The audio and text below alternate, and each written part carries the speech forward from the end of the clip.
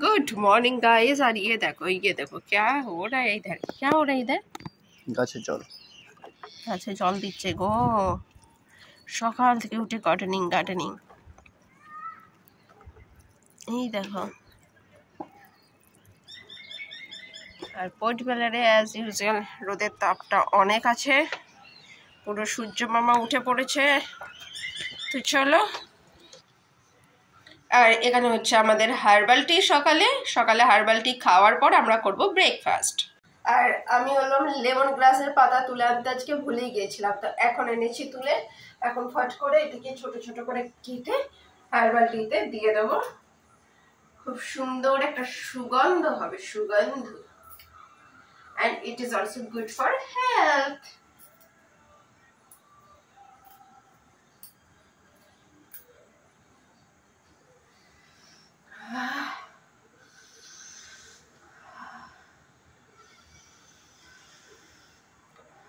আর আজকে আমরা এসেছি হলাম বাইরে ব্রেকফাস্ট করতে। মিস্টারকে দেখো, মিস্টার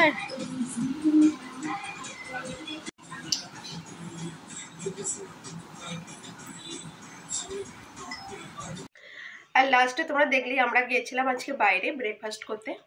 তো ব্রেকফাস্টে আমরা খেয়েছিলাম আজকে হলো মাল্লু পরোটা, যেটা হলো আমার ফেভারিট, আমাকে খুবই খেতে ভালো লাগে। আর তারপর থেকে আমরা এত বিজি হয়ে গেছি খাবার বানাতে and everything, house hold works.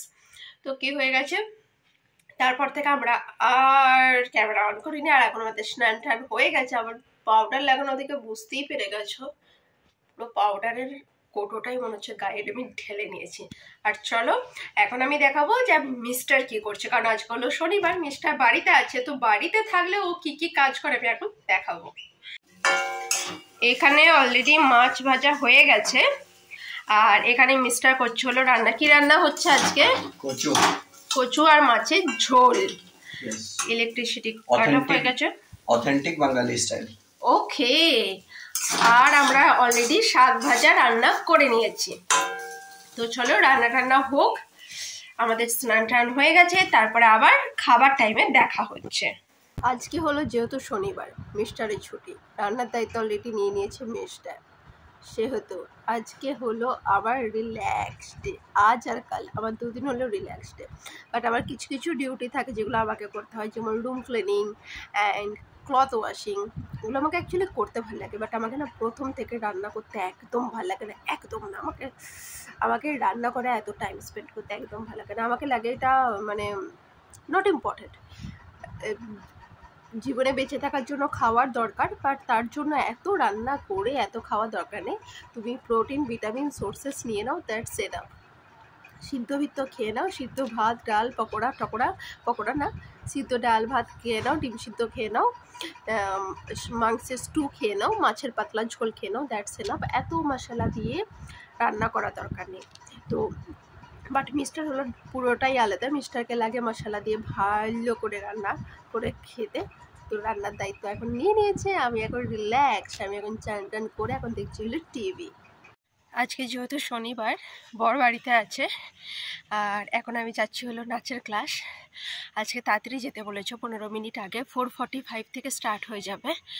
তো চলো হেঁটে হেঁটেই যাচ্ছে। আর এখানে কেউ হয়তো দেখে পাবে হাঁপিয়ে গেছি, নট হাঁপিয়ে গেছি, এটা একটু হিল স্টেশন টাইপের রাস্তা, আপ অ্যান্ড ডাউন থাকে, তো সেই জন্য জোরে জোরে। আর হ্যাঁ, ফার্স্ট ওয়াকিং করছি, সেই জন্য হয়তো লাগছে হাঁপিয়ে গেছি। তো চলো নাচের ক্লাস এখন যাওয়া যাক।